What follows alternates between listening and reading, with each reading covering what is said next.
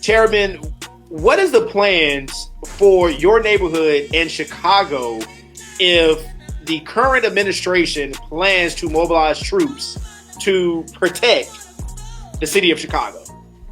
And you've seen the responses from other cities, neighboring states. What's your response to that? Well, first and foremost, we don't.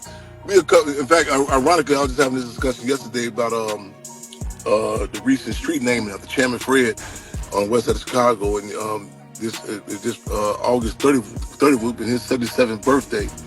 The street was named in honor of Chairman Fred, and people were going back and pulling out old footage when we were referencing this as Chairman Fred Hampton way back, 2000, 1990s. We was calling it this, and we put forward the campaign in 2004.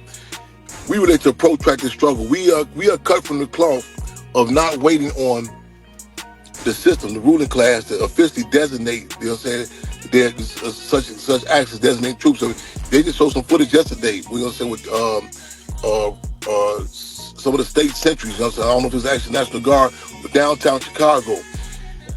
In many cases, our community has been trained to wait for the system to say something for its official. Like even I tell people we say our titles. That's not ego tripping. It's struggling that people know that they recognize contradictions and dynamics, not just when the ruling class says. We say Chairman Fred and Fiscal Lamar Clark, they were assassinated. We say we recognize we are political prisoners. We come from the cloth that when Malcolm X had assessed, when he assessed with regards to the assassination of former U.S. President John F. Kennedy, and he came down to him. A lot of people didn't recognize those such contradictions until Oliver Stone made a movie about it.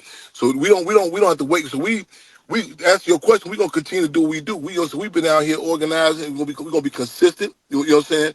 Because the deal is, a lot of times people need that dynamic of, in your face, in the wrong. But you look at this, the stage is being set. So you look at the counterinsurgency, the attacks, and indicate whether it be domestically or nationally or internationally. It's not just a wham bam one hit wonder. It's a process. It's getting the community comfortable. Devaluing the ability to politically significant to see certain contradictions. So we had an old saying: "If you stay ready, you ain't got to get ready."